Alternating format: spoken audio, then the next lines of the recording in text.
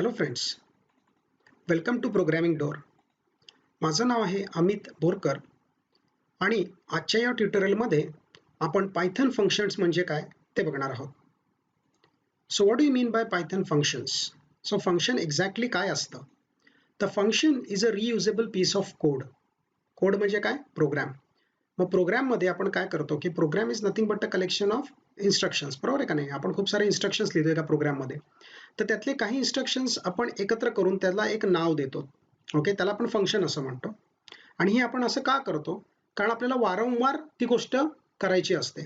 So आपण काय करतो की आपण त्याचा सेट बनवतो, त्याला काहीतरी नाव देतो आणि ते रियूज करतो. ओके, फॉर एक्झाम्पल असं इमॅजिन करा ना की आपल्याला गाणं ऐकायचं असतं. आपण एखादं गाणं खूप वेळा ऐकतो, राईट?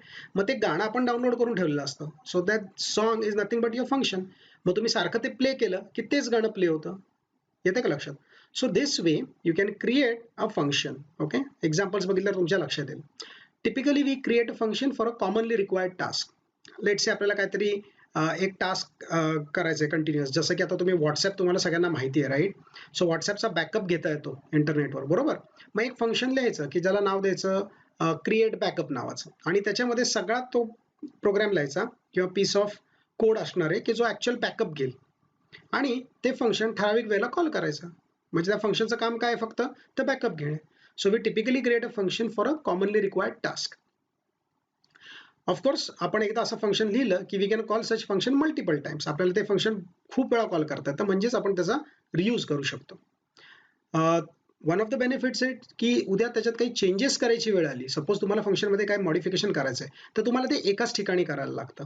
ओके, तुम्ही त्या फंक्शनमध्ये जाऊन एकदा चेंज केला की झालं. असं होऊ शकतं की तुमच्या प्रोग्राममधून ते फंक्शन 10 ठिकाणाहून कॉल केलं जात आहे. ओके, तर त्या 10 प्लेसेसमध्ये जाऊन तुम्हाला चेंजेस नाही करायला लागत, तुम्हाला फक्त फंक्शनमध्ये चेंज करायला लागतं. आणि मग फंक्शन डिफाईन कसं करायचं? तर a function is defined by the keyword डेफ, DEF, define. Okay, followed by the name of the function and parameters. म्हणजे आपण त्याचा सिंटॅक्स आहे हा बेसिकली. एक उदाहरण दाखवतो तुम्हाला मी. असं लिहिलं जाणार ते. फाईन.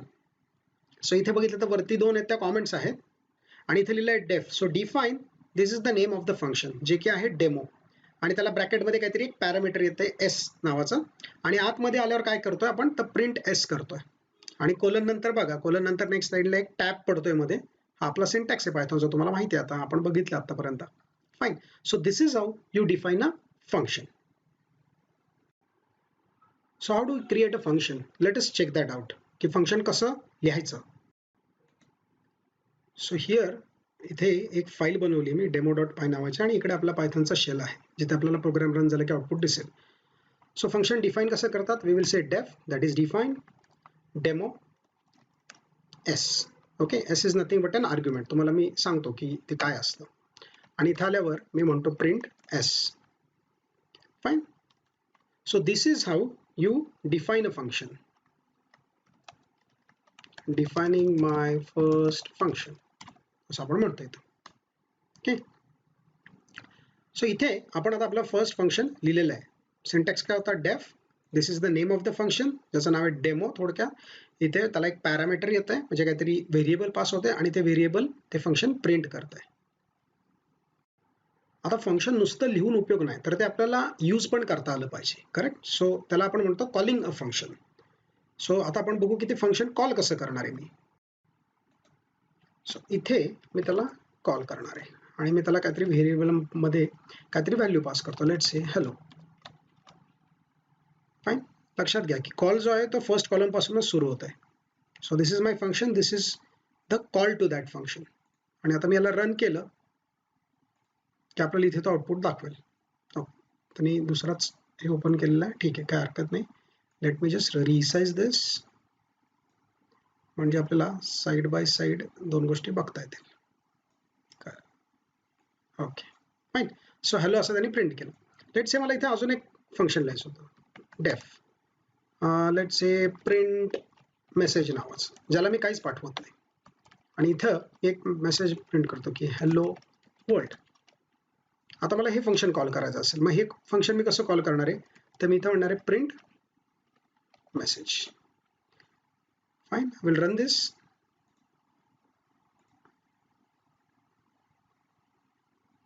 तर इथे बघा त्यांनी हॅलो आणि हॅलो वर्ल्ड असे दोन्ही आउटपुट आपल्याला दिलेले आहेत. आता इथे जर तुम्ही या दोन मधला फरक बघितला ना फ्रेंड्स, तर इथे आपण याला काहीच पास नाही करते. पास करणे म्हणजे काय की त्याला आपण काही इन्फॉर्मेशन देतोय का, इथं काहीच देत नाहीये. तर त्यांनी एक मेसेज प्रिंट केला. या केसमध्ये आपण काहीतरी पास करतोय का, तर हो काहीतरी मी त्याला पाठवतो इन्फॉर्मेशन, जे की आपल्या केसमध्ये हॅलो आहे, म्हणून तो हॅलो प्रिंट करतोय. तर सांगायचा मुद्दा हा की इथे जे फंक्शन्स आहेत ना, हे मला मल्टिपल टाइम्स पण कॉल करता येतात. म्हणजे मी हेच प्रिंट मेसेज आता मी 2-3 वेळा कॉल केलं. इमॅजिन दिस की 2-3 वेळा कॉल केलं माझ्या प्रोग्राममध्ये आणि मी रन केला. So what will happen, it will print hello world multiple times. Correct. So अशा प्रकारे आपल्याला या फंक्शन्सचा रियूज करता येतो. ओके. आता इथे जे आपण दिलेले आहेत ना फ्रेंड्स, हे जे फंक्शन दिलेले आहेत ना, खरं तर याला आपण म्हणतो युजर डिफाईन्ड फंक्शन. काय म्हणतो? User defined function. कुठलं? डेमो. किंवा आता हे सुद्धा प्रिंट जे आहे हे सुद्धा काय युजर डिफाईन्ड आहे. युजर म्हणजे कोण? तर आपणच, की आपण लिहिलेलं आहे फंक्शन. हे काय पायथॉनने नाही दिलेलं. ओके. पण हे जर प्रिंट बघितलं, आपण आतापर्यंत प्रिंट खूप वेळा वापरलंय, right friends? So what is this print? This is called as a built in function.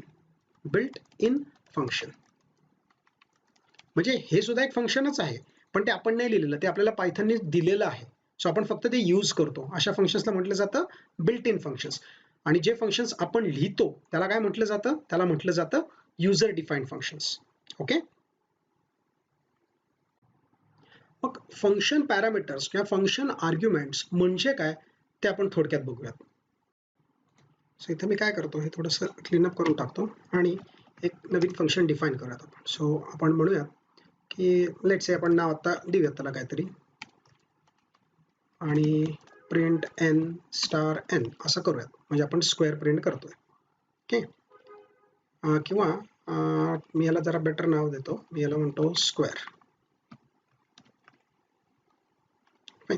आता हे स्क्वेअर फंक्शन मला जर कॉल करायचं असेल friends, so what will I do? I will say square of 5 असं जर म्हटलं आणि आता मी जर प्रोग्राम रन केला तर इथे तुम्हाला आउटपुट बघा काय दिसतंय 25. म्हणजे काय झालं की आपण ही 5 व्हॅल्यू पाठवली या फंक्शनला, ती एन मध्ये स्टोअर झाली आणि आत आल्यावर फंक्शनच्या आत आल्यावर व्हॉट इज दिस, हे फंक्शनच्या आत आल्यावर जो कोड असतो ना त्याला बॉडी ऑफ द फंक्शन म्हणतात. जसं आपण इफ साठी बघितलंय, लूप्स साठी बघितलंय, तसंच फंक्शनसाठी पण त्याची बॉडी असते. म्हणून कोलनच्या नंतर नेक्स्ट लाईनला टॅब देऊन आपण लिहितो. आणि ते एकच स्टेटमेंट असतं का असं काही नाही, आपण मल्टिपल स्टेटमेंट्स पण लिहू शकतो की thanks for using the function असं मी म्हणालो इथे. Okay. Me just expand this a bit, याला थोडंसं शिफ्ट करतो मी, जे आपल्याला कोड व्यवस्थित दिसेल. ओके. तर मी आता इथं 2 लाईन्स लिहिलेल्या आहेत फंक्शनमध्ये आणि मी कॉल केलं, तर आता तो 25 आणि thanks for using the function असं आउटपुट आपल्याला दाखवेल. आणि हेच जर मला परत कॉल करायचं असेल लेट्स से 17 साठी, तर 2 वेळेला आता कॉल होईल, 5 साठी पण 17 साठी पण. तर फाईन. सो दोन्ही वेळेस तो आपल्याला 5 चा स्क्वेअर 17 चा स्क्वेअर आणि प्लस हा मेसेज असं प्रिंट करणार. सो इथे आपण हे जे पाठवतोय ना याला आर्ग्युमेंट्स किंवा पॅरामीटर्स असं म्हणतात. आता ऍक्च्युली त्यातला डिफरन्स असा आहे खरं तर फ्रेंड्स, की इथे जे दिलं जातं ना नाव एन जे म्हटले त्याला पॅरामीटर म्हणतात आणि तुम्ही जे ऍक्च्युअल व्हॅल्यू इथं पाठवता ना त्याला आर्ग्युमेंट्स म्हणतात. ओके. पण टू बी व्हेरी ऑनेस्ट हे खूप इंटरचेंजेबली आपण वर्ड्स अगदी बोली भाषेत बोलतो तसे सरळ कधी कधी याला पॅरामीटर म्हणतात, कधी कधी याला आर्ग्युमेंट म्हणतात. सो ठीक आहे, त्या ह्याच्यात आपल्याला पडायची काही गरज नाही. कोणी तुम्हाला अगदी असं नाही विचारणार की आर्ग्युमेंट म्हणजे काय किंवा पॅरामीटर म्हणजे काय. It's fine. ओके. पण जर डिफरन्स सांगायची वेळ आलीच तर असं सांगायचं की पॅरामीटर म्हणजे जे फंक्शन डिफाईन करताना आपण देतो त्याला पॅरामीटर म्हणतात आणि जेव्हा फंक्शन कॉल करतो, इथं आपण यूज करतो ना ते फंक्शन, इथं आपण कॉल करतो, कॉल करताना जे पास करतो त्याला आपण आर्ग्युमेंट्स म्हणतो. ओके. इथे मी ते वर्ड्स इंटरचेंजेबली वापरेन कारण इतका काही फरक नाही पडणार आहे आपल्याला. ओके.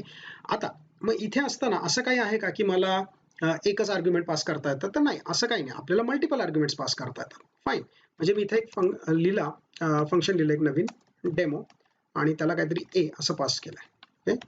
आणि मी म्हटलं प्रिंट ए, किंवा मी इथं थोडासा व्हेरिएशन करतो, मी इथं म्हणतो ए प्लस बी आणि आता इथे मी म्हणतो डेमो 10,20 असं पास केलं. आता ह्या 2 लाईन्स नको आहेत आपल्याला. सो काय करतो मी याला कॉमेंट करून टाकतो कारण हे कॉल्स नको आहेत आपल्याला आणि मी त्याला रन करतो. आता रन केल्यावर आउटपुट काय दिलं त्यांनी? 30 आउटपुट दिलं, बरोबर. कारण की हे 2 व्हॅल्यूज जे आर्ग्युमेंट्स आहेत ते याच्यात गेले, ए मध्ये 10 स्टोअर झाला, बी मध्ये 20 स्टोअर झाला आणि 10 + 20 असं त्यांनी प्रिंट केलं. Fine. So this is how we can have multiple arguments as well. तुम्हाला मल्टिपल आर्ग्युमेंट्स पण देता येतात आणि त्याचे टाईप पण असतात ॲक्च्युली, की कुठल्या टाईपचे पॅरामीटर्स किंवा आर्ग्युमेंट्स पायथॉनमध्ये सपोर्टेड आहेत, ते आपण बघूयात थोड्याच वेळात. पण इथे सांगताना आता एक महत्त्वाचा मुद्दा आहे, जो म्हणजे लेट्स से मी इथे अजून एक फंक्शन लिहितो, डिफाईन डेमो 1 आणि त्याला एक काहीतरी आर्ग्युमेंट पास करतोय आणि मी ते प्रिंट करतोय. सिंपल आहे, काही त्याच्यात वेगळं नाही आहे, आधी केलं तसंच आहे. फक्त आता मी काय करतोय, चेंज लक्ष द्या, की here I will call this demo 1 आणि इथे माझ्याकडे एक लिस्ट बनवणार आहे मी. ओके फ्रेंड्स, सो 10, 20, 30, 40 अशी मी एक लिस्ट बनवणार आहे आणि मी ही लिस्ट डेमो 1 ला पास करणार आहे. ओके, कारण कॉल करताना व्हॅल्यूज अशा द्यायला पाहिजे असं काही नाही, आपण व्हेरिएबल पण देऊ शकतो ना, एल शेवटी ती व्हॅल्यू असली पाहिजे. मग आता इथे डेमो 1 फंक्शन कॉल करताना मी त्याला काय पास करतोय, 10, 20, 30, 40. करेक्ट. मग हे याच्यामध्ये या ए मध्ये स्टोअर होतं, बरोबर. A will refer to this list, A म्हणजे ही लिस्ट झाली आणि आतमध्ये आल्यावरती लिस्ट प्रिंट होतीये. मग मी जर त्याला असं रन केला तर इथे 10, 20, 30, 40 तो दाखवेल. Correct. Fine, all good, no problem. आता मी काय करतो, मी याच्यानंतर डायरेक्टली प्रिंट वापरून ती लिस्ट सुद्धा परत एकदा प्रिंट करतोय. म्हणजे मी फंक्शनमध्ये पण प्रिंट करतोय आणि मी स्वतः पण प्रिंट करतोय आणि मी त्याला आता रन म्हणतो. आता तीच लिस्ट 2 वेळा प्रिंट होईल. करेक्ट. हा, आता ठीक आहे, थोडंसं क्लॅरिटी येण्यासाठी मी काय करतो ना फ्रेंड्स, जरा क्लिअर करून टाकतो. हे नको आपल्याला, आता हा कोड नकोच आहे आपल्याला. ठीक आहे, आणि याला पण डेमो करून टाकतो, म्हणजे विल कीप इट सिम्पल. परत एकदा रन करतो. सो सेम आउटपुट येणार आहे मला, बरोबर. मी इथं एक लिस्ट आहे, ती फंक्शनला पास केली, फंक्शनने पण प्रिंट केली आणि मी स्वतः पण प्रिंट केली आहे. फाईन. आता गंमत बघा, आता फॉर एक्झाम्पल इथे आल्यावर आपण ती लिस्ट प्रिंट केली, त्याच्या आधी त्या लिस्टमध्ये मला काहीतरी ऍड करायचं आहे. सो इथे मी म्हणतो ए डॉट अपेंड आणि इथे काहीतरी व्हॅल्यू टाकतो त्याला 100. लिस्टमध्ये माहिती आपल्याला असं अपेंड करता येतं. फाईन. आता तुम्ही मला सांगा की याचं आउटपुट काय येईल. पहिल्यांदा तर बघा की आपल्याकडे एक लिस्ट आहे 10, 20, 30, 40. ती लिस्ट आपण पास केली या फंक्शनला, फंक्शनमध्ये ए म्हणजे आता ती लिस्ट झाली, ए मध्ये आपण अपेंड केलं 100, बरोबर आहे. फाईन. ए प्रिंट झाला, म्हणजे हे तर माहिती आहे आपल्याला की 10, 20, 30, 40 आणि 100 प्रिंट होईल. पण हा फंक्शनचा कॉल संपल्यावर जेव्हा आपण इथे येऊ, तेव्हा आपण जेव्हा म्हणतो प्रिंट एल म्हणजे ही लिस्ट, तेव्हा तुम्हाला काय वाटतं काय होईल, 10, 20, 30, 40 होईल का त्याच्यामध्ये 100 ऍड झालेला असेल. Okay, so let us run this and check it out की आउटपुट काय येतंय. आणि आता बघा की त्यांनी ए मध्ये पण 100 ऍड केला आणि एल मध्ये पण 100 ऍड केला. मग असं का झालं. ओके, सो इथे एक कॉन्सेप्ट येते ज्याला म्हटलं जातं friends, which is called as, इथे लिहून टाकतो, पास बाय रेफरन्स. ओके, आता ज्यांना सी लँग्वेज वगैरे येते ऑलरेडी त्यांना माहिती असेल pass by reference, pass by value काय असतं. आणि जरी तुम्हाला ही तुमची फर्स्ट लँग्वेज असेल तरी एवढा काही प्रॉब्लेम नाही आहे. असं समजून घ्या की रेफरन्स म्हणजे काय, की जेव्हा तुम्ही हा एल ही लिस्ट त्याला पाठवताय ना, ओके, सो ही जी लिस्ट आहे आपली एल, याचं नाव आपण इथं पाठवलं की ए जो असतो ना तो सुद्धा या एल लाच रेफर करतो. म्हणजे इथे ए नावाची वेगळी लिस्ट नाही बनत, ए नाव दिलं जातं पण ते ह्याच लिस्टचं असतं. म्हणजे ह्याच लिस्टला एल पण म्हटलं जाते, ए पण म्हटलं जाते. कळतंय का तुम्हाला. म्हणून तुम्ही ए यूज करून जेव्हा त्याच्यात काहीतरी ऍड करता, जसं की इथं 100 ऍड केले, तेव्हा एल मध्ये सुद्धा चेंज होतो, कारण एल आणि ए हे एकाच लिस्टला पॉइंट करतायत किंवा एकाच लिस्टला रेफर करतायत, म्हणून त्याला म्हटलं जातं पास बाय रेफरन्स. ओके, पण हीच गोष्ट जर मी तुम्हाला दुसरा तर इथे एक व्हेरिएबल ऍड करतो. ओके, इथे मी तुम्हाला बी नावाचं एक व्हेरिएबल दाखवतो. ओके, आणि इथं आल्यावर मी त्याला म्हणतो बी इज इक्वल टू 10 आणि इथे मी आता त्याला प्रिंट करतो, प्रिंट बी. आणि आता बघा मी काय करतोय, इथे माझ्याकडे आता मी एक नवीन व्हेरिएबल बनवतो, let's say X is equal to 10 आणि डेमोला मी तो एक्स पास करतोय. सॉरी, आपण इथेच कॉल करूयात का वरती, आय थिंक इथेच करूयात, एकदा कॉल बसलेलाच आहे आपला. सो इथे मी म्हणतो एक्स इज इक्वल टू 10 आणि इथे एल कॉमा एक्स असं पास करतोय आणि मी इथे आल्यावर दोन्ही प्रिंट करून बघतो. Okay, will keep it simple. मला तुम्हाला दोन गोष्टींमधला फरक दाखवायचा. One is called as pass by reference and one is called as pass by value. आता विचार करा की इथे एलचं तर आपल्याला कळालं की ती लिस्टमध्येच तो चेंज करतो. आता इमॅजिन करा की इथे एक्समध्ये माझ्याकडे व्हॅल्यू 7 आणि आता मी डेमोला एल पण पाठवला, एक्स पण पाठवलाय, म्हणजे ही लिस्ट पण पाठवली, हा एक नंबर पण पाठवलाय, बरोबर. मग इथे आल्यावर लिस्ट मॉडिफाय झाली, इथे आल्यावर मी तो नंबर पण मॉडिफाय केला, तर याच्या आतमध्ये तर तो प्रिंट करेलच, पण बाहेर आल्यावर पण प्रिंट करतोय. मग आता त्याचा आउटपुट काय येईल? So here if I run it, आता तुमच्या लक्षात येईल फरक बघा. लिस्टमध्ये 100 ऍड केला तर खाली जी लिस्ट होती त्याच्यावर परिणाम झाला, पण वरती जर तुम्ही इथं बी इक्वल टू 10 केलं, जे की मी आपण इथनं 7 पास केलं होतं, त्याची व्हॅल्यू आपण 10 केलीत. ओके, सो इथे प्रिंट करताना 10 प्रिंट झालं, पण बाहेर आल्यावर जेव्हा तो एक्स प्रिंट करतोय जो इथला होता त्याला त्यांनी 7च ठेवलेला आहे. का? बिकॉज हे जे पास झालं त्याला म्हटलं जातं pass by value. Okay fine, म्हणजे एक्स जो होता ना त्याची फक्त व्हॅल्यू पास झाली फ्रेंड्स, त्याचा रेफरन्स नाही पास झाला. रेफरन्स म्हणजे दोन लोक एकाच गोष्टीला पॉइंट करतात आणि व्हॅल्यू म्हणजे दोघांकडे आपापली कॉपी असते. फाईन, मग पायथनमध्ये रेफरन्स कधी पास होतो? तर रेफरन्स पास होतो अशा गोष्टींना जे म्युटेबल असतात. म्युटेबल म्हणजे जे मॉडिफाय होऊ शकतात. आणि पास बाय व्हॅल्यू कोणासाठी केलं जातं? तर इम्युटेबल गोष्टी ज्या असतात. ओके, आता तुम्हाला सांगतो की इम्युटेबल काय असतं. आपण फक्त बघितलं होतं की स्ट्रिंग, टपल हे इम्युटेबल आहेत, राईट. पण जर तुम्ही बघितलं ना तर तुमचे इंटीजर, त्याच्यानंतर फ्लोट, हे जे टाइप्स आहेत हे सुद्धा सगळे इम्युटेबल आहेत. कारण पायथनमध्ये बाय डिफॉल्ट हे जे कुठले डेटा टाइप्स आपण यूज करतो ना फ्रेंड्स, हे सगळे इम्युटेबल डेटा टाइप्स आहेत. सो इथनं तुम्ही जेव्हा कुठली व्हॅल्यू पास करता जी इम्युटेबल असते, फाईन, तर त्या केसमध्ये तो पास बाय व्हॅल्यू यूज करतो. आणि जर काही म्युटेबल पाठवणार असो आपण, जसं की आपण लिस्ट मॉडिफाय करू शकतो, राईट, सेट मॉडिफाय करू शकतो, डिक्शनरी मॉडिफाय करू शकतो, अशा गोष्टी जेव्हा पास करतो तेव्हा त्या रेफरन्सने जातात. रेफरन्सने म्हणजे इथलं जे नाव आहे आणि इथलं जे नाव असेल ते दोन्ही मिळून एकालाच पॉईंट करतात. म्हणजे एकाने जरी चेंज केलं तरी दुसऱ्याला त्याचा इम्पॅक्ट होतो. येते लक्षात? So this is a very important concept. हे सगळं आता तुम्ही करून बघा, म्हणजे तुम्हाला क्लॅरिटी येईल. वाटल्यास तुम्ही अजून 2-3 पॅरामीटर्स ऍड करा, फ्लोटचे, स्ट्रिंगचे, टपलचे, आणि मग बघा की त्याचं बिहेवियर कसं होतं. ते टपल ऍड करून तसा काही फायदा नाही, कारण टपल तुम्हाला तसे मॉडिफाय नाही करता येणार आहे. पण स्ट्रिंग आणि इंटीजर, फ्लोट हे तुम्ही ट्राय आउट करून बघू शकता. Let us check out what are the types of parameters or arguments. कोणकोणत्या टाईपचे आहेत ते आपण बघूयात. सो जो फर्स्ट टाईप आहे त्याला म्हटलं जातं की पोझिशनल आर्ग्युमेंट्स. म्हणजे काय की हे जे पोझिशन आहेत त्याप्रमाणे व्हॅल्यूज जातात. म्हणजे इथे मी 10 आणि 20 असं जर पास केलं तर ए मध्ये 10 जाणार आहे आणि बी मध्ये 20 जाणार आहे. If I run this program, the output will get is 30. Correct, this is the expected output. याला म्हटलं तर पोझिशनल आर्ग्युमेंट. पण इथे जर सपोज आता मी असा काही चेंज केला, सपोज मी इथं म्हटलं 30 आणि आता रन करायचा प्रयत्न केला तर तो आपल्याला एरर देईल. That error would be that it takes the 2 positional arguments but 3 were given. म्हणजे तुमचं जे फंक्शन आहे ते 2च पोझिशनल आर्ग्युमेंट्स घेतं पण 3 दिल्यात, तर ते चालणार नाही. करेक्ट, म्हणजे फक्त त्याला 2च लागणार आहे. This in plain terms is called as a positional argument. Second type जो आहे त्याच्यामध्ये त्याला म्हटलं जातं कीवर्ड आर्ग्युमेंट्स. म्हणजे इथे बघा, आता इथे मी 3 पॅरामीटर्स दिलेत, ए, बी, सी, आणि त्याचे ऍडिशन करून प्रिंट केली आहे. पण ह्याला आम्हाला व्हॅल्यू पास करताना मी नाव देऊ शकतो. म्हणजे मी A is equal to 2, B is equal to 3, C is equal to 5 अशी नावं देऊन त्याला व्हॅल्यू सेट करू शकतो. त्याचा ॲडव्हान्टेज मला असं होतं फ्रेंड्स की मी नुसतं जर 10 दिलं तर ऑब्व्हियसली ते पोझिशनल आर्ग्युमेंट सारखं ए मध्ये जाणार, पण मी पुढच्या याला B equal to 5, C equal to 7 असंही म्हणू शकतो.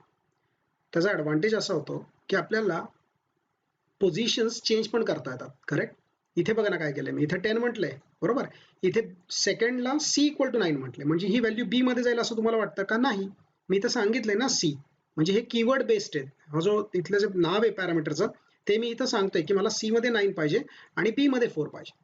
आता अशा टाईपचा जर मी कोड लिहिला आणि if I run this code, तो सक्सेसफुली ऍडिशन कम्प्लीट करेल आणि आपल्याला आउटपुट दाखवेल तसं, राईट. ओके, पोझिशन हां, आता बघा 10 नंतर 22 आणि 23 ही जी ॲडिशन आहे ती त्यांनी केली. मग अशा केसमध्ये प्रश्न असा असतो की जर मी सपोज इथे 1, 2 आणि 3 असे पास केले असते, मग काय झालं असतं? तर ॲडिशन आलीच ना त्याची 6. म्हणजे या केसमध्ये त्यांनी पोझिशनल सारखं बिहेव केलं. ओके, पण जेव्हा मला त्यांचे नाव यूज करून व्हॅल्यूज द्यायचे असतात तेव्हा पण मी करू शकतो त्याचा ॲडव्हान्टेज असं होतं की मला पूर्णपणे उलटं पण करता येतं. म्हणजे मी असंही म्हणू शकतो की मला सी ची व्हॅल्यू आधी द्यायची आहे, सी इज इक्वल टू 10 किंवा सी इज इक्वल टू 1 आणि मग ए ची द्यायची फॉर एक्झाम्पल, मग ए इज इक्वल टू 9 म्हणतो मी आणि नंतर बी ची द्यायची, so B is equal to 5 म्हणतो. असं मी कुठल्याही प्रकारे त्याची सिक्वेन्स चेंज करू शकतो. So this is the advantage of using a keyword based argument. Okay, so इथे आपण ते कीवर्ड्सची नावं वापरून त्याला व्हॅल्यूज देतो. आणि असं काही नाही की सगळ्यांचेच एकत्र द्यायला लागतात. आपण जर नाही दिलं तर तो पोझिशनल सारखा बिहेव करतो की 10 ची व्हॅल्यू ए मध्ये जाते आणि बी इक्वल टू 5 म्हटलं तर ऑब्व्हियसली ते बी मध्ये जाणार, सी इक्वल टू 7 म्हटलं तर ऑब्व्हियसली ते सी मध्ये जाणार. So this is an example of keyword arguments. तिसरा प्रकार यातला जो आहे त्याला म्हटलं जातं डिफॉल्ट आर्ग्युमेंट्स. मग डिफॉल्ट म्हणजे काय, तर आपण त्याला पॅरामीटर्स किंवा आर्ग्युमेंट्सला नाव तर देतो आणि काही केसेसमध्ये त्यांची व्हॅल्यू पण देतो. सो त्याचा अर्थ असा की सपोज मला ही व्हॅल्यू कोणी दिली नाही तर तू ही व्हॅल्यू वापर. म्हणजे इथे एक्झाम्पल बघा, आपण इथं म्हणलो डेमो 5, त्या केसमध्ये 5 ची व्हॅल्यू ए मध्ये जाईल, पण बी ला आपण व्हॅल्यू देत नाहीये ना इथे, मग त्यांनी कोणती व्हॅल्यू घ्यायची, तर त्यांनी 10 घ्यायची. याला म्हटलं जातं डिफॉल्ट आर्ग्युमेंट. म्हणजे काय, तर आपण त्याला काही डिफॉल्ट व्हॅल्यू सेट करून ठेवतोय. ओके, आणि जर सपोज मी त्याला 5 आणि 7 अशा दोन व्हॅल्यूज पाठवल्या सॉरी, तर काहीच प्रॉब्लेम नाही. 5 ही व्हॅल्यू ए मध्ये जाणार आहे आणि 7 ही व्हॅल्यू बी मध्ये जाणार आहे. सो इफ आय एक्झिक्यूट दिस, तो बघा 15 आणि 12 दोन्ही आउटपुट त्यांनी व्यवस्थित दिलं. Correct. So this is called as default argument. So त्याचा ॲडव्हान्टेज असा होतो फ्रेंड्स की काही व्हॅल्यू जर तुम्हाला येणार नसतील किंवा जो कॉलर आहे त्याने नाही दिल्या, तर मग आपण काय डिफॉल्ट व्हॅल्यू ठेवायची ती आपण इथे सेट करून देऊ शकतो. सो व्हॅल्यू आली तर ती वापर आणि नाही आली तर ही वापर. This is nothing but your default arguments. त्यातला चौथा प्रकार आहे variable length argument. Variable length म्हणजे काय फ्रेंड्स, की आपल्याला माहितच नाही की किती आर्ग्युमेंट्स येणार आहेत.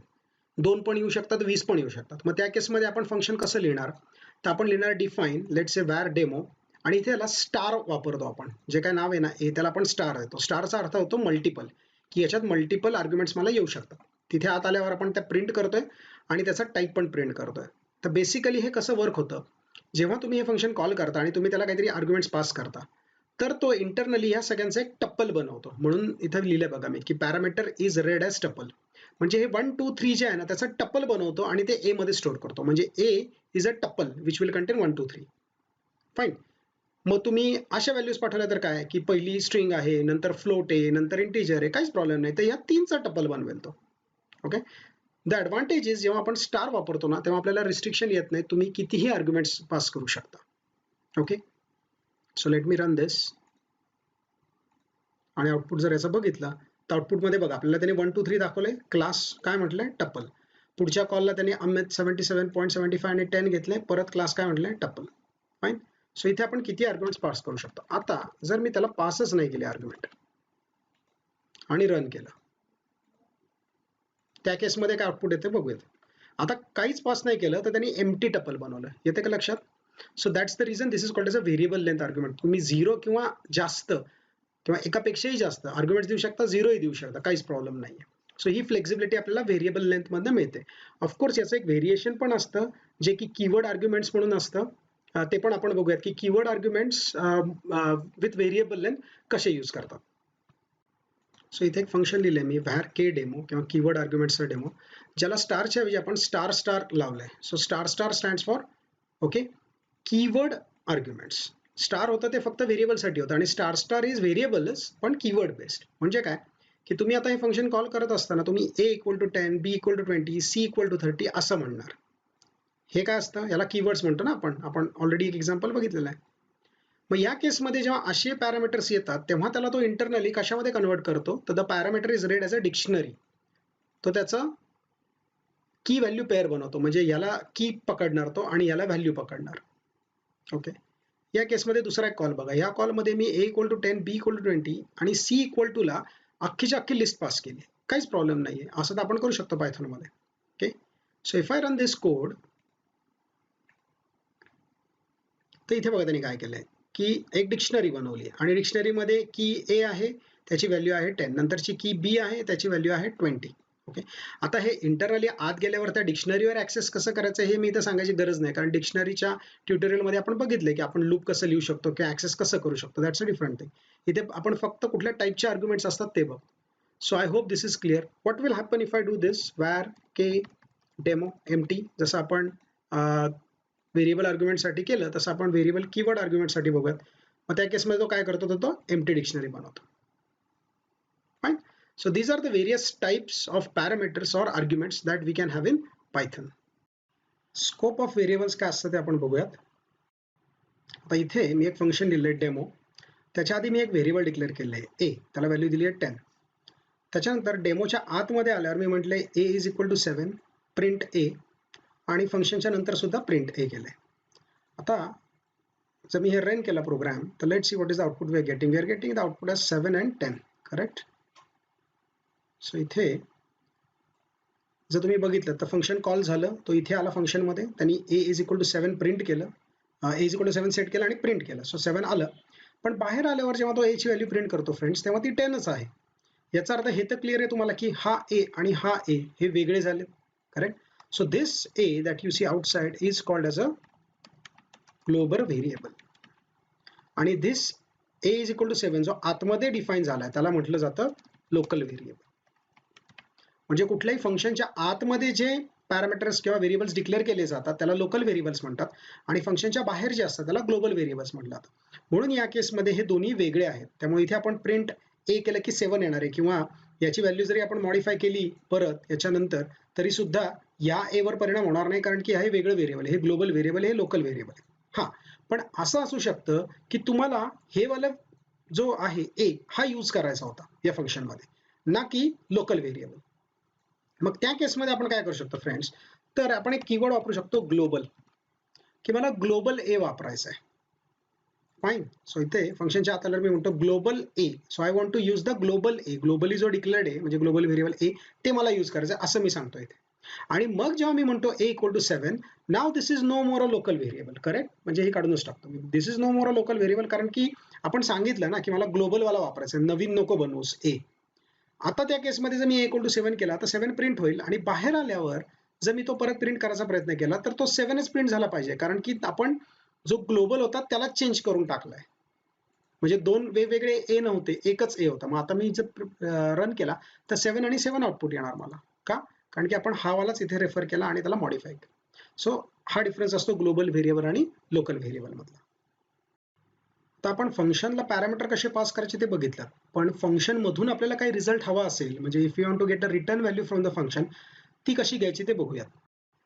तर इथे मी आता एक नवीन फंक्शन घेतो डिफाईन ॲड नावाचं, ज्याला मी ए कॉमा बी अशा 2 व्हॅल्यूज घेतो, आणि इथून मला ए प्लस बी त्याचा जो रिझल्ट आहे तो मला परत हवा आहे. सो मला प्रिंट नको करू असं सांगायचं त्या फंक्शनला. So in that case what I will say, I will use the keyword return. Okay, त्याला आपण म्हणतो रिटर्न. म्हणजे मी इथे आता असं म्हणू शकतो result R is equal to add 10, 20. मग हे फंक्शन कॉल होतं, हे पोझिशनल आर्ग्युमेंट्स आहेत. सो 10 आणि 20 ए आणि बी मध्ये स्टोअर होतं, त्याची ॲडिशन केली जाते आणि ती ॲडिशन रिटर्न होते. So if you want to return something you will use the keyword as return. आणि ते रिटर्न झालं की त्या कशात तरी स्टोअर झालं पाहिजे, म्हणून आपण लेफ्ट साईडला एका व्हेरिएबलमध्ये ते स्टोअर करतो, आणि ते व्हेरिएबलमध्ये स्टोअर केल्यावर ऑफकोर्स आपण ते नंतर प्रिंट करू शकतो. So if I run this code now, तो इथं आपल्याला 30 असं आउटपुट दाखवणार आहे. So this is how you can return a value from a function. Okay, आता एक लक्षात घ्या फ्रेंड्स की याच्यामध्ये एक मुद्दा असतो की जर तुम्ही काही रिटर्न करत नसाल, लेट से फक्त असंच आहे डिफाईन मेसेज नावाचं एक फंक्शन आणि काहीतरी एक मेसेज प्रिंट करतो मी, हॅलो. आता ह्याच्यात रिटर्न तर काहीच नाहीये, बरोबर. So if I say result किंवा R1 म्हणतो इज इक्वल टू मेसेज, आणि मग मी प्रिंट म्हटलं R1, असं जर मी आता केलं आणि रन दिस, 30 आउटपुट तर आहेच आपलं पहिलं, तर 30 पण दिलं त्यांनी, हॅलो पण प्रिंट केलं, कारण की ते त्या फंक्शनमध्ये लिहिलंय. पण हे फंक्शन काही रिटर्न करत नाहीये, तरी सुद्धा आपण इकडे एका व्हेरिएबलमध्ये स्टोअर करून ते प्रिंट जर केलं तर व्हॅल्यू काय आपल्याला मिळते, तर व्हॅल्यू मिळते none. Okay, so a important point that you have to remember, एक खूप महत्त्वाचा पॉईंट आहे की एखादं फंक्शन जेव्हा काही रिटर्न करत नाही तेव्हा त्याच्यातून नन असं रिटर्न केलं जातं, NONE, नन असं रिटर्न केलं जातं. So if you print this it will print the value as none. Okay, कारण एक्सप्लिसिटली आपण काही इथं रिटर्न करत नाही आहोत. पास स्टेटमेंट हे आपण लूपच्या केसमध्ये बघितलं होतं, तर लेटस चेकआउट की फंक्शनच्या केसमध्ये त्याचा यूज कसा करता येईल. लेट्स से ह्या कोडमध्येच मला अजून एक फंक्शन डिफाईन करायचं. ओके, काहीतरी प्रोसेस नावाचा फंक्शन. फाईन. पण फ्रेंड्स हे फंक्शन मला आत्ता नाही लिहायचं आहे लगेच, मला हे नंतर लिहायचं आहे. पण मी फक्त इथं डिफाईन प्रोसेस असं लिहून ठेवलंय का, तर माझ्या लक्षात असावं की मला नंतर हे इम्प्लिमेंट करायचं आहे. आता जर मी हे असंच लिहून सोडलं आणि ह्याला रन केला बाकीचे फंक्शन्स टेस्ट करण्यासाठी, तर तो मला सिंटॅक्स एरर देणार आहे. तो म्हणतो की एक्सपेक्टेड इंडेंटेड ब्लॉक, की तुम्ही असं कोलन देऊन नंतर एम्प्टी नाही ठेवू शकत. फाईन. मग त्या केसमध्ये what we can do is we can use the pass statement. Fine. आता जर मी कोड रन केला तर बघा काय होईल, तो आधीच आउटपुट आहे ते व्यवस्थित देईल 30 हॅलो आणि एरर नाही दिली. कारण पास स्टेटमेंटचा यूज काय असतो आपल्याला चांगलं माहिती आहे, की जेव्हा एखादा ब्लॉक एम्प्टी ठेवायचा असतो आपल्याला, तेव्हा आपण तिथे फक्त पास असं लिहू शकतो. सो त्यांनी आता इथे आपल्याला एरर नाही दिली या फंक्शनसाठी, आणि आपल्याला हे लक्षात राहील की हे फंक्शन आपल्याला इम्प्लिमेंट करायचं आहे. So that's the use of a pass statement. Recursion is a fairly common topic in functions. So रिकर्शनचा अर्थ काय, की ते फंक्शन स्वतःलाच कॉल करतं. तर अशा रिकर्शन टाईपचा यूज कधी करता येतो ते बघूयात. सो इमॅजिन मी एक फंक्शन लिहिलं आहे आणि मी त्याला म्हणतो प्रिंट एन, आणि परत त्याच फंक्शनला कॉल करतो बघा आता. आणि इथं मी म्हणतो डेमो 5. आता बघा काय होणार आहे, डेमो 5 म्हटल्यावर हे फंक्शन कॉल होतं 5 एन मध्ये स्टोअर होतं, आत आल्यावर तो 5 प्रिंट करतो, आणि तुम्ही परत तेच फंक्शन 5 ने कॉल करता.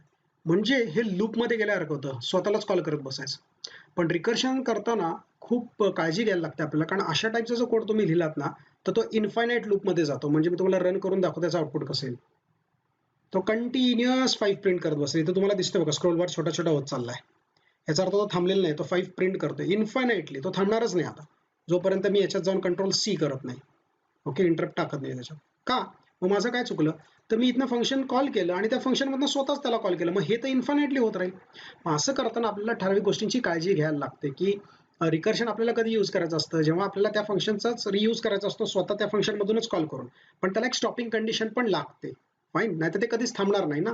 सो इथे आता सपोज मी त्याला स्टॉपिंग कंडिशन टाकले, की इथं मी म्हटलं प्रिंट कर एन, आणि जर का लेट से एन 1 झाला असेल तर स्टॉप कर, म्हणजे रिटर्न कर या फंक्शनमधनं. फाईन. आणि नाही तर एल्स मध्ये मी त्याला सांगतो की एल्स या फंक्शनलाच कॉल कर, आणि लेट से मी आता एन नाही म्हणत n-1 म्हणतो, नाहीतर तो 5 जात राहील आणि तो 1 कधीच होणार नाही. Okay, so let's do a dry run. Dry run म्हणजे प्रोग्राम रन न करता असाच आपण पेपरवर रन करून बघायचं. सो 5 ही व्हॅल्यू याच्यात आली, करेक्ट. 5 प्रिंट झालं, 5 इज इक्वल टू 1 आहे का, नाही. मग तो एल्स मध्ये आला, एल्स मध्ये त्यांनी परत हेच फंक्शन कॉल केलं, पण आता 5-1 4 जाणार. मग 4 व्हॅल्यू आली, आला आतमध्ये 4. Is 4 equal equal 1, no. एल्सला आला परत डेमो ऑफ 4-1 म्हणजे 3. असं करत करत तो 2 ला आला. मग 2-1च्या केसमध्ये 1 व्हॅल्यू येणार आहे. आतमध्ये आल्यावर तो प्रिंट करेल 1. Is 1 equal to 1, yes. जेव्हा ते इक्वल टू 1 येईल ना, तेव्हा इथे रिटर्न लिहिलंय. म्हणजे थोडक्यात आपण हे रिकर्शन स्टॉप करतोय, कारण दिस इज रिकर्शन आणि दिस इज स्टॉपिंग दॅट रिकर्शन, अशी कंडिशन लागते एखादी. आता जर मी हा प्रोग्राम रन केला तर आउटपुट कसं येईल बघा आपल्याला, 5 4 3 2 1 असा सिक्वेन्स आला. कारण की तुम्ही आत येता, नंबर प्रिंट करता, परत तेच फंक्शन कॉल करता एक नंबर कमी करून, असं कितीपर्यंत, 1 पर्यंत. Okay, so this is recursion. लक्षात ठेवा, रिकर्शन लिहायला खूप असं सोपं असतं, पण ते समजायला खूप अवघड असतं, किंवा त्याचं लॉजिक काढायला सुद्धा खूप अवघड असतं. सो गरज नसेल तर उगाच रिकर्शन मध्ये फंक्शन्स लिहायचे नाहीत. ओके, कारण ते समजून घ्यायला खूप अवघड जातात. ओके, पण जर तुम्हाला ते क्लिअर असतील तर नक्कीच त्याचा बेनिफिट असतो, कारण ते खूप कॉम्पॅक्ट आणि कन्साइज होतात, आणि प्लस तुम्हाला लूपचा त्याचा म्हणजे काय, लूप यूज न करता तुम्ही ऍक्च्युअली तो इफेक्ट आणताय लूपचा, कारण तेच फंक्शन तुम्ही स्वतः त्या फंक्शन मधून कॉल करता. So that is nothing but recursion. So friends, let us summarize what we have learned today in Python functions. Functions are a way to write a reusable code. आता आपण बघितलं की तेच फंक्शन आपण 10 वेळा call करू शकतो, सो आपल्याला त्याचा रियूज करता येतो. सो खूप ॲडव्हान्टेज होतो. They can be called multiple times of course, because it is a function. त्याच्यानंतर आपण फंक्शन पॅरामीटर्स आणि आर्ग्युमेंट्स काय असतात ते बघितले, आणि त्याचे वेगवेगळे टाइप्स बघितले, जसं की आपण बघितलं डिफॉल्ट आर्ग्युमेंट काय, पोझिशनल आर्ग्युमेंट म्हणजे काय, किंवा कीवर्ड आर्ग्युमेंट म्हणजे काय, व्हेरिएबल म्हणजे काय. Fine. Then pass by reference आणि पास बाय व्हॅल्यू मधला फरक बघितला. आपण स्कोप बघितला व्हेरिएबलचा, ग्लोबल आणि लोकल व्हेरिएबल काय असतं ते आपण बघितलं. And then we also discuss about return and pass statements, की त्याचा यूज कसा करायचा असतो फंक्शनमध्ये. And we briefly discuss about recursion. So these are the things that we learn today in Python functions. बरोबर. आता असाइनमेंट सांगतो काय करायचे त्याच्यावर. ऑफकोर्स जसं मी सांगत आलोय तसं जे डेमो दाखवले ते सगळे करून बघायचे, प्लस या असाइनमेंट्स करायचे. मग असाइनमेंट्समध्ये काय काय येणार आहे, तर right a function is odd अशा नावाचं फंक्शन लिहायचं, इज ऑड, ज्याला एक पॅरामीटर येतं. This parameter is nothing but a number. आणि हा जर नंबर ऑड असेल ना तर तुम्ही ट्रू रिटर्न करायचा आणि जर तो इवन असेल तर फॉल्स रिटर्न करायचा. सिंपल फंक्शन आहे. दुसरी असाइनमेंट आहे ज्याच्यामध्ये तुम्ही एक फंक्शन लिहायचं सम ऑल. ओके, याला ए मध्ये लिस्ट पास केली जाणार आहे काही नंबर्सची आणि त्या सगळ्याची टोटल करून तुम्ही व्हॅल्यू किंवा रिझल्ट रिटर्न करायचा. Okay, so it will return the sum of all the numbers in that list. त्याच्यानंतर तिसरी असाइनमेंट आहे त्याच्यामध्ये write a function factorial. Okay, which takes a number as a argument. एक number pass करायचा आणि तो त्याचा फॅक्टोरियल रिटर्न करतो त्या नंबरचा. मग फॅक्टोरियल जर तुम्हाला माहित नसेल तर फॅक्टोरियल म्हणजे काय असतं फ्रेंड्स, तर फॅक्टोरियल जर 4 मी हा नंबर दिला तर त्याचा फॅक्टोरियल असतो 4 इंटू 3 इंटू 2 इंटू 1. इंटू 1 केलं नाही तरी चालणार आहे. सो 4 त्रिक 12, 12 दोन्ही 24. So 24 is the factorial. Okay, असं जर मी तुम्हाला 3चा फॅक्टोरियल सांगितलं so that would be 3 into 2 into 1. So 6. Okay, so या फंक्शनने त्याचा फॅक्टोरियल काढला पाहिजे आणि तो रिटर्न केला पाहिजे. Okay friends, so I hope तुम्हाला पायथन फंक्शन्सची कॉन्सेप्ट आता क्लिअर झालेली असेल. ओके, जर तुम्हाला व्हिडिओ आवडला असेल तर तुम्ही प्लीज लाईक करा, सबस्क्राईब केलं नसेल तर सबस्क्राईब करा आणि तुमच्या फ्रेंड्स बरोबर शेअर करा. Okay friends, so that's it for this tutorial. भेटूयात पुढच्या ट्युटोरियलमध्ये लवकरच. Till then keep coding, keep practising and take care.